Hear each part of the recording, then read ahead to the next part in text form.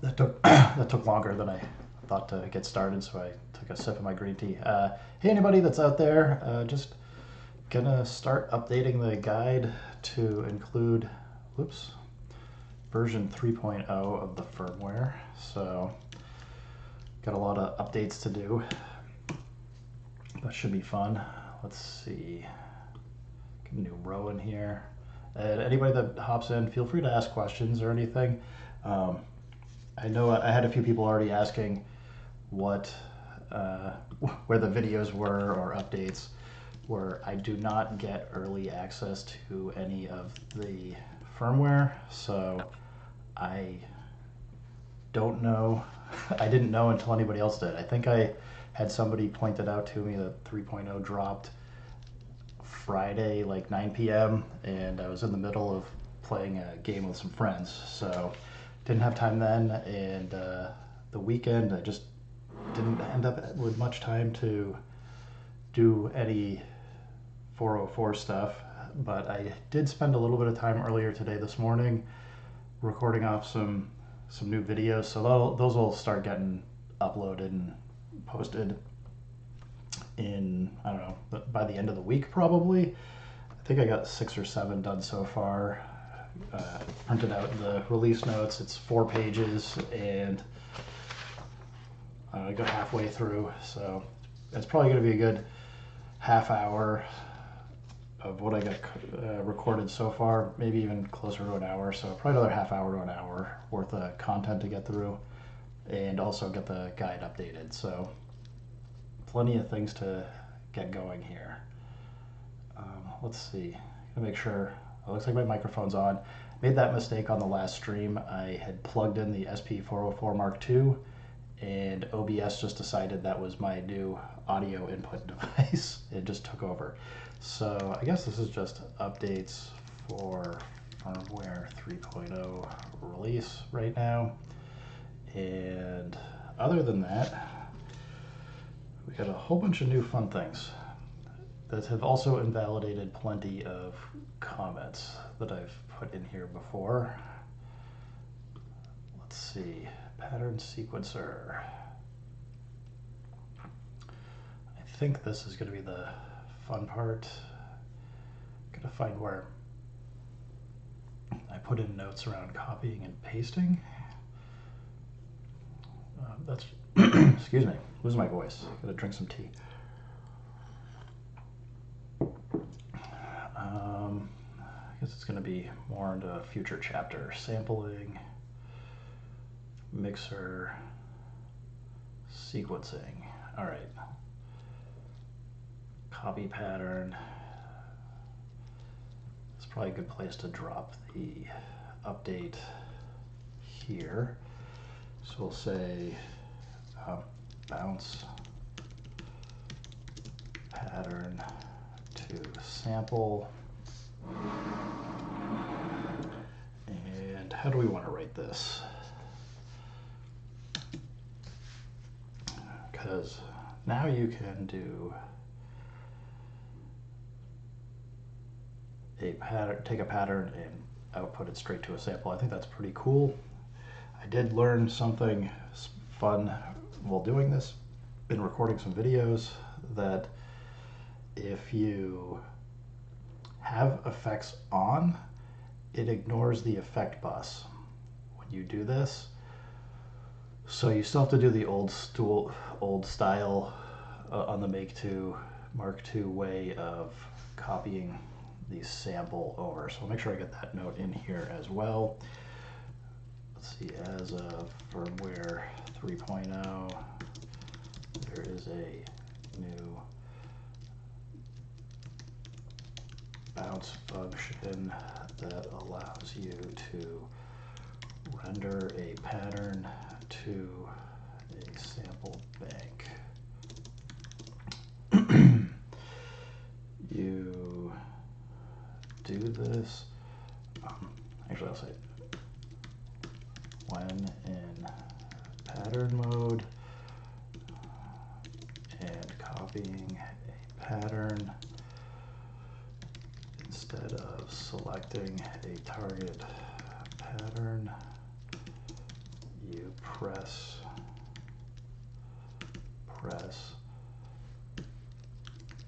pattern select.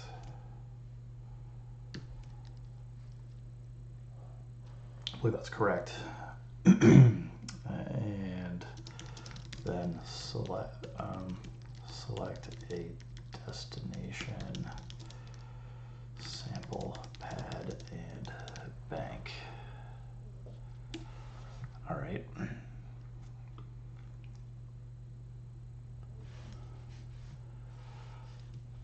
Let's see, from here,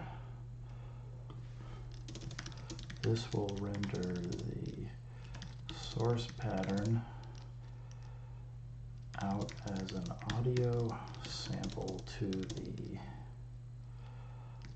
selected sample pad, ignoring any effect settings. What the heck did I call it when I was talking about recording this stuff off? Was it?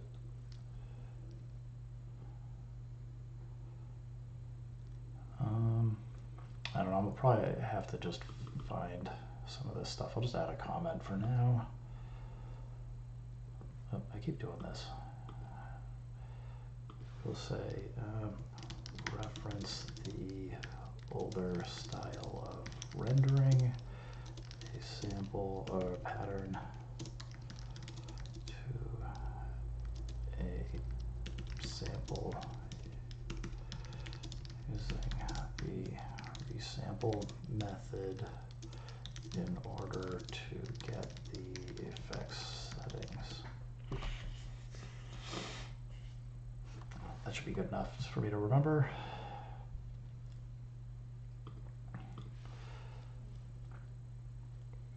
What else do we want here?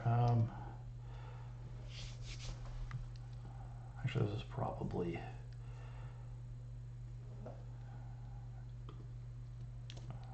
exclamation worthy. We'll get that in here.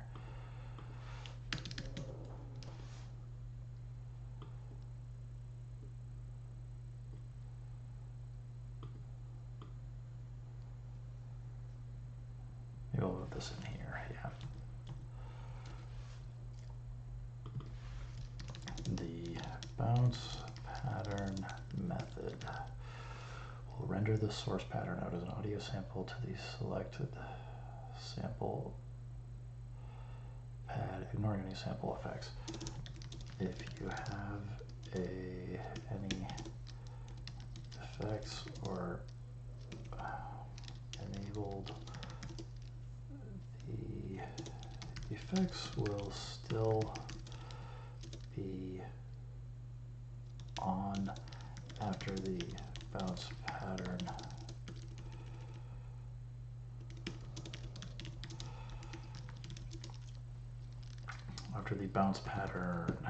operation has completed.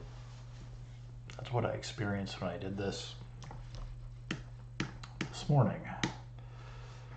All right, should be good.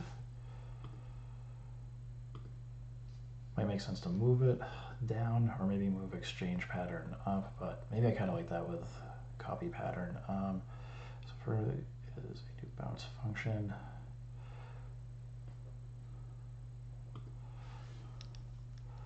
And executing a copy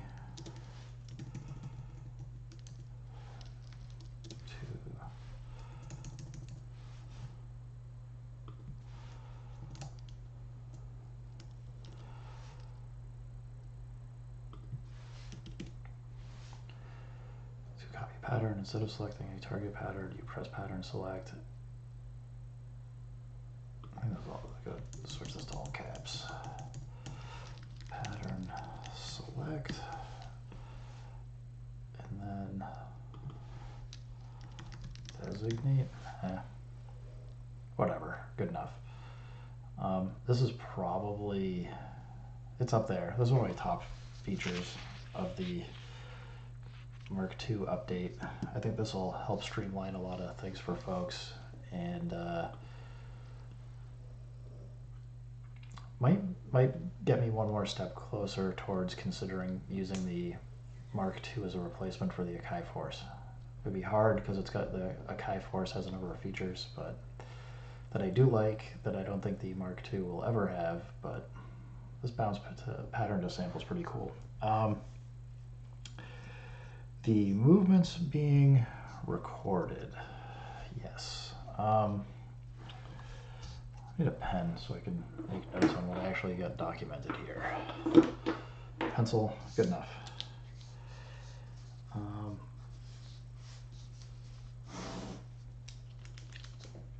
Oh man, the lead's run out. All right, pen. I'm going to skip the recording the sequencer pattern movement for the moment because I've already forgot what the button combination is to tell it to start. I think it's like shift mark. Sounds correct. Maybe I can do this.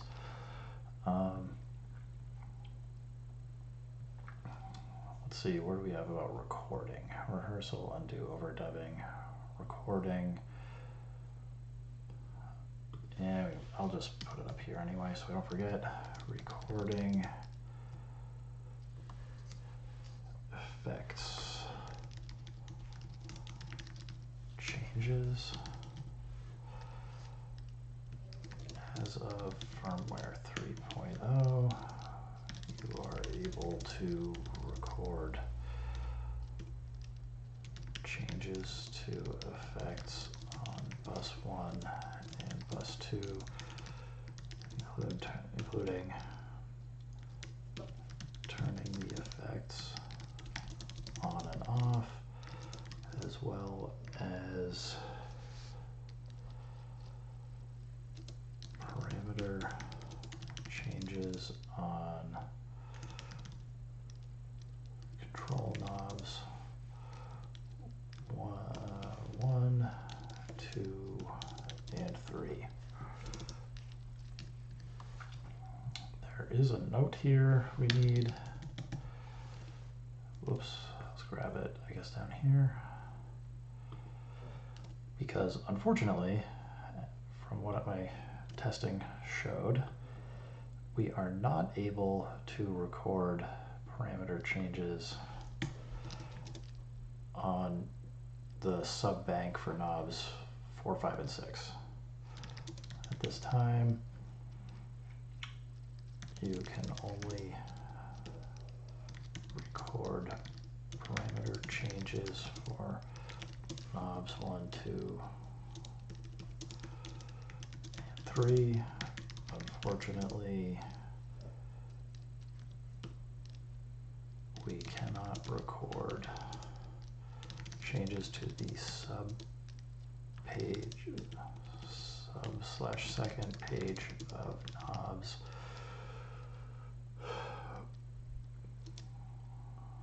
We cannot record parameter changes to the sub second page of knobs that would be addressed as knobs 4, 5, and 6. Hopefully we will see this changed in a future update.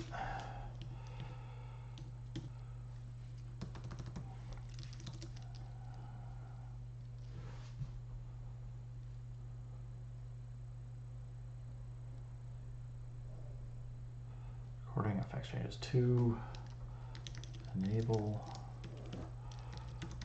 recording of effects parameter changes. You press while in pattern record mode, press, and this is where I'm pretty sure it's shift plus mark, but I will absolutely check this and get it updated.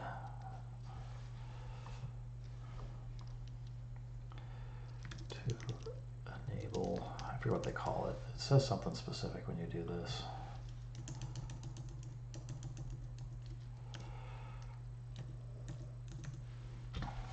And let's just put a comment here so I don't forget.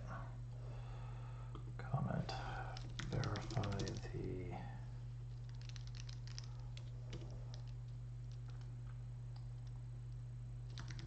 parameter record mode and what it says when you enable it.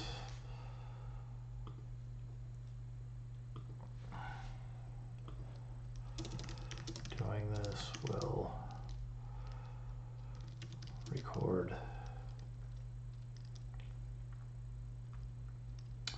any, and actually I did notice it also records whatever the specific effect going on and off, so you can actually have multiple effects in this, which is kind of neat. Doing this will record any the type of effect being turned on or off,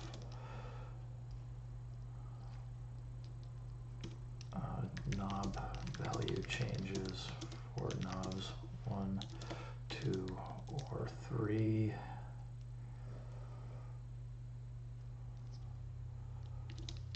For the currently recorded pattern.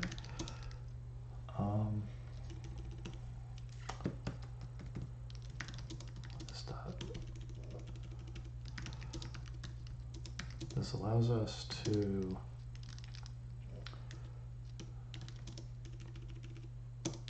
make copies, and I'll have to check the manual because there's a way to delete effects changes. I wonder if this needs to be its own section,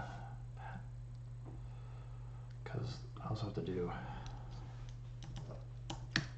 whoops, deleting effects changes. I know you can do this by holding, yeah, I think you go into delete mode. I haven't tried this one yet. So back to this. This allows us to make copies of patterns and create multiple variations of effects of these patterns that will change based on which pattern is playing.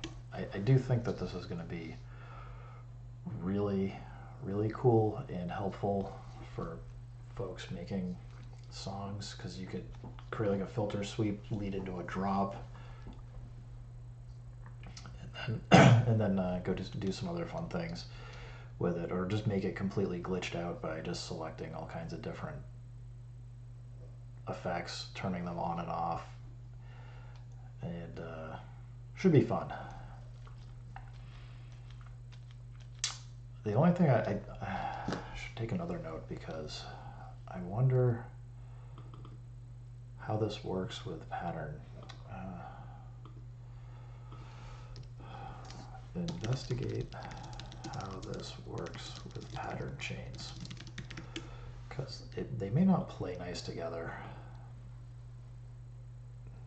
We'll have to wait and see.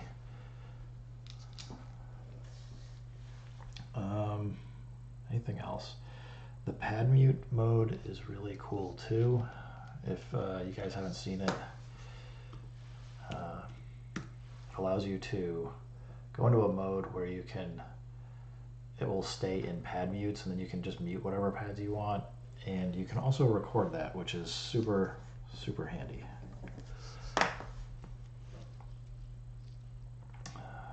Let's see. I wonder if I should have just put this up side by side with the manual. Then I could go look some of this stuff up easier. Oh well. I can just add another comment. TBD.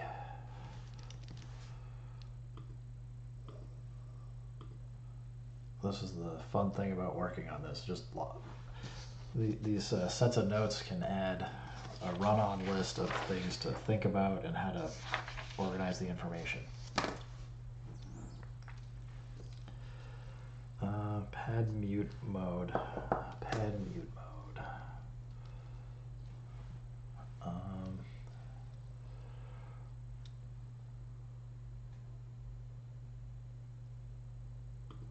Where do we want that? End recording, erasing notes.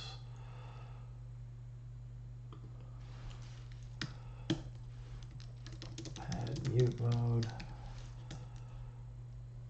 I have to reorganize these, but we'll see. Actually, step sequencing.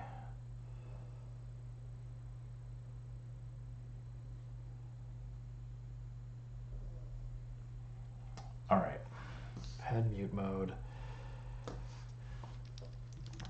While in pattern record mode, you can enter pad mute mode by pressing, let's see, shift reverse remain. Shift plus reverse plus remain, which will display a message. I gotta look up what that is to indicate that you are in pad mute. Actually, you don't need to be in record mode for this. You just need the pattern playing. While playing a pattern or in pad record mode, you can enter pad mute mode by pressing shift reverse remain.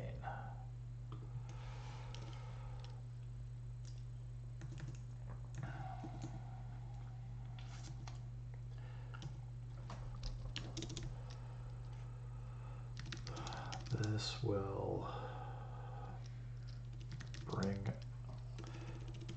change the interface to show the pads that are playing samples.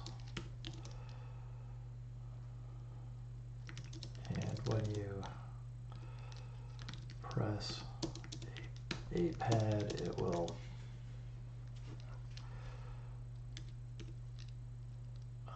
change the pad to red, indicating that it is muted, and also mute audio from the pad.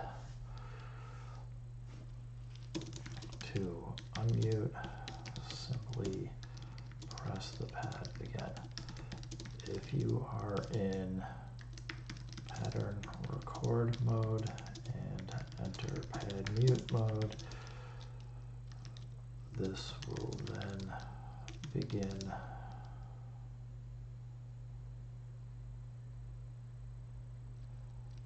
I don't know if I like how I'm documenting this. Well, I'll keep going with it for now.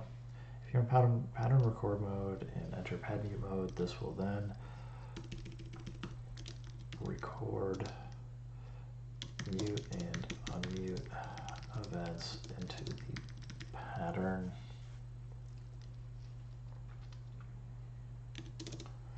I should put another note here.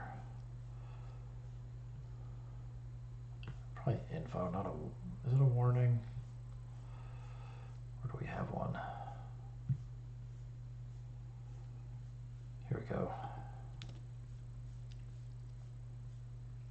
If anybody's out there, feel free to say hi or ask questions or anything. I don't mind getting interrupted on this. All right.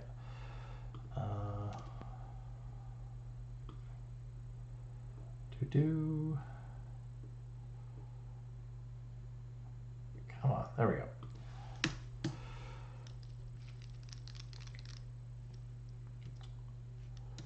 The pad mute will mute the audio and not the pad trigger event. This means that the trigger, the audio is still playing even if it is muted, so you are able to use this for gate style effects or bringing in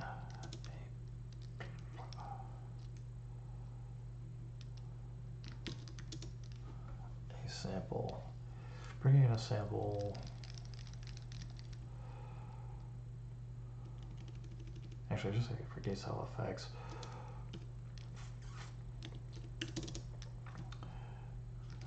As such, it should be noted that the pad mute will continue to use, or the pad will continue to consume polyphony whether even if the pad is muted. I think the delete process is similar, but that's another one. I know I read it, but how to delete recorded pad mutes.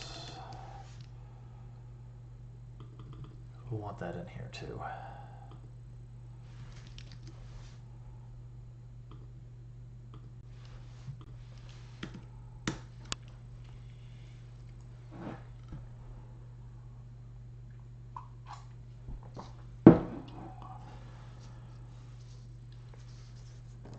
I think that gets those. Got 15 minutes left. All right. When copying a pattern, it is now possible to copy only the pattern of a specific sample. That's a nice one as well. Maybe this just goes right here in copy pattern. As of firmware 3.0, you can now you may only copy the pattern for a specific pattern. This is done. Actually, this is another top feature for me because I think it helps allow you to make a more cohesive 16 or well, more cohesive like 2-bar, 4-bar, whatever pattern, and then you can work backwards and pull out what you want from it and then kind of overlay again. I know a lot of the videos I've shown, like, okay, we'll just make a drum pattern, then we copy that, then we add in a little bit more, copy that. Sometimes we'll go and then copy that, delete out the drums and things. I think this gives a much more straightforward and like gives you more agency to decide how you want to work on and apply patterns, which I think is really cool. So this is done by okay.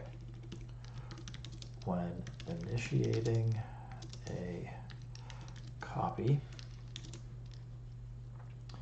select the pattern you want to copy, then press remain. Yeah, we'll just make sure. Yeah, press remain, which will then change the pad interface, showing which pads have valid patterns, and you select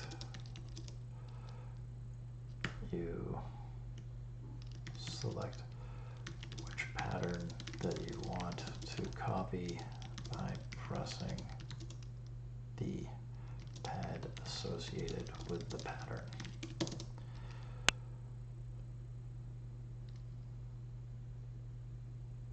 All think I'm forgetting if after that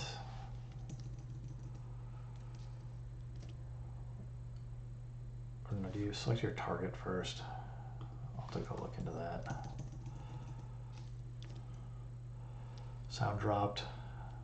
Oh, could have been me. I'm not totally sure. Could be my internet being flaky or something. Hopefully doesn't forebode any work meetings going difficult for me in a little bit, but we'll see.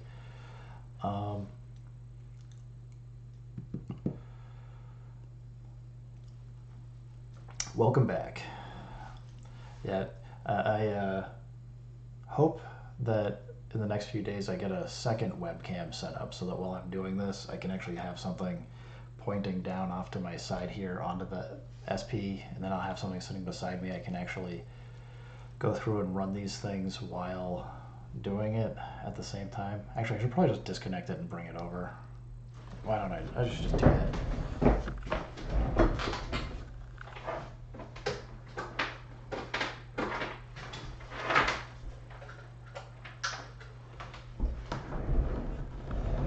I just won't make the mistake of plugging it into the USB-C on my computer and then having my audio get all wonky and crazy.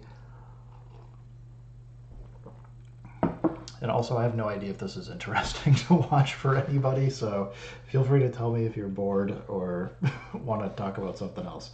All right, pattern select. Oh, I'm in a project that doesn't have any patterns. All right, this will be good. Maybe. All right, copy. What happened?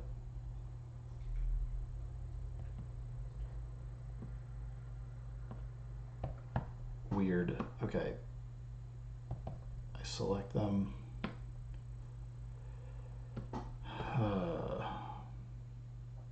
Sorry, I'm just trying to see how this works. Because the workflow, copy. It looks like it's probably better to select your destination as well and then hit remain. Select your pads that you want to copy, then hit remain. Oh no, then hit, it deselects if you do it remain again. All right, well, let's see, how do we write this up?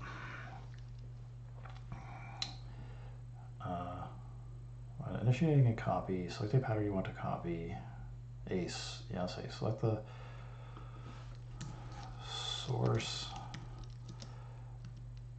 and destination of the pattern you want to copy, then press remain, which will then change the pad interface showing which pads have valid patterns,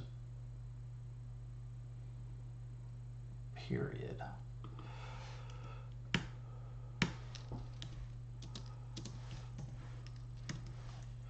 You select which, okay, sorry.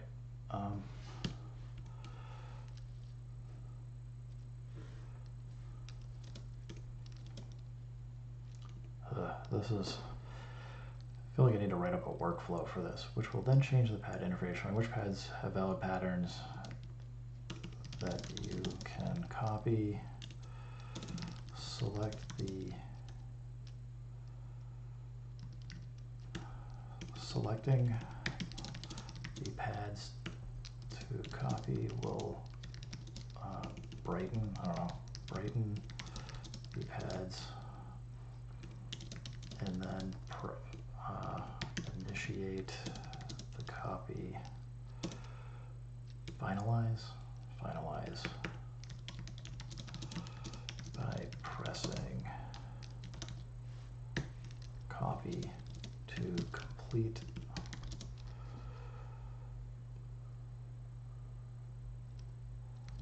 the operation.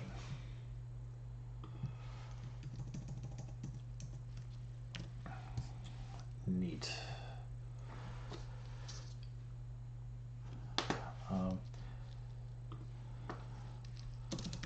You can exit. You can exit the pad copy. that what I call it?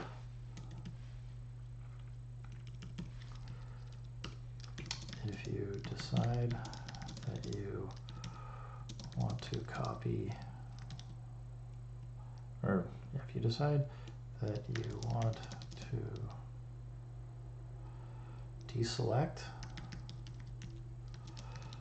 the pad selection, pressing remain will revert to previous copy functionality, and entering it again will reset all selected pads to deselected.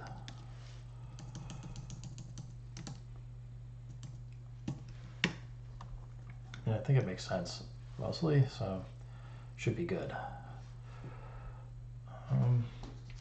It looks like I got like 5 or 10 more minutes. Maybe we can get one more update here, and I'm gonna see if how much I can get done for the end of the week before posting a partial update to the guide.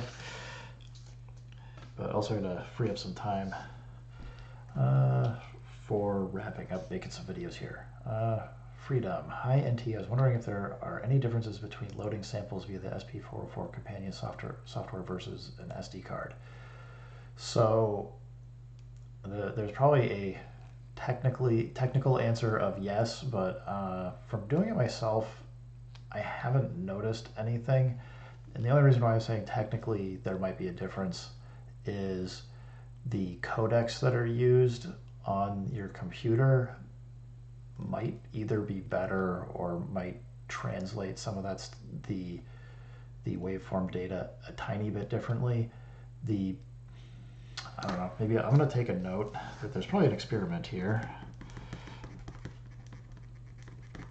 of loading from SD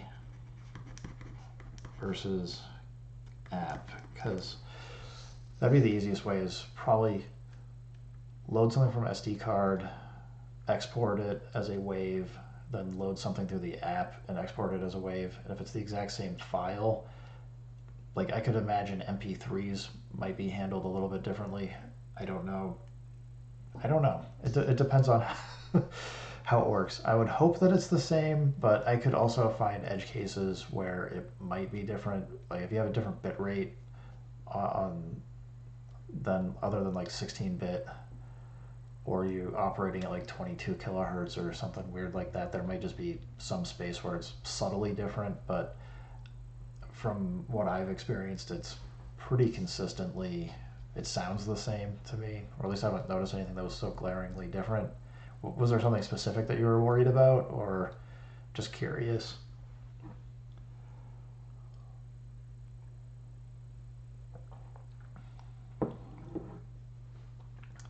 Well, hopefully that answered enough for you.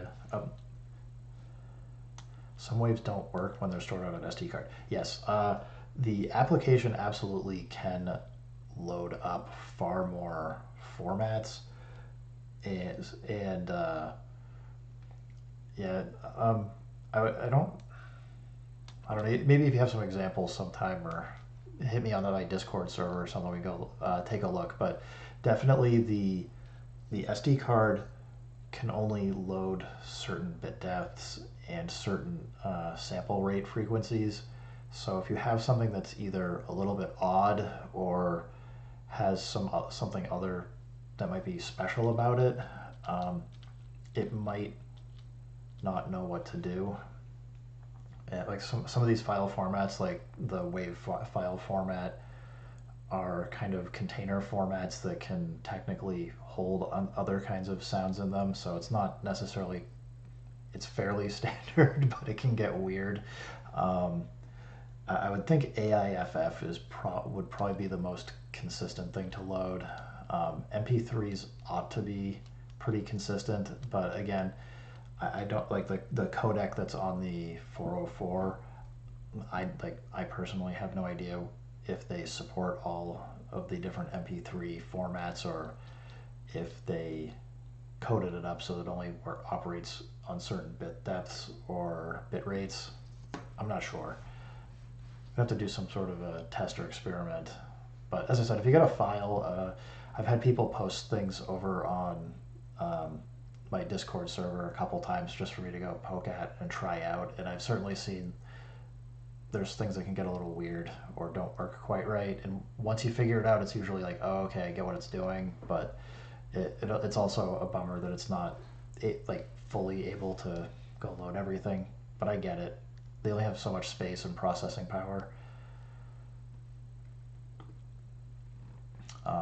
Yeah, the other thing is, personally, I've got like a couple different programs for being able to convert or translate different file formats. So sometimes it's just, I mean, I found that software by and large works fine with 16-bit 44.1 kilohertz or 48 kilohertz or whatever. So exporting as a wave from whatever it is, you can get like Audacity or Fission's what I usually use, just because I've had it forever. But it'll allow you to just bulk dump a whole bunch of files into a specific format. That's actually what I used for one of the experiment tests I did to actually verify 100% that the SP404 does have 32-note mono polyphony. I had some tracks that were stereo. I converted them down to mono and it worked fine. So if you don't mind running in mono, you can actually get 32 notes of polyphony off of the Mark II. The biggest gap, though, is that the Mark II does not have a way internally to convert a file to mono in a way that would only use one note of polyphony. So it's still technically stereo if you record into the Mark II and play it, which is, it's a bummer. But you can either use the app or load mono samples off of the SD card and it works fine. Let's see. Where was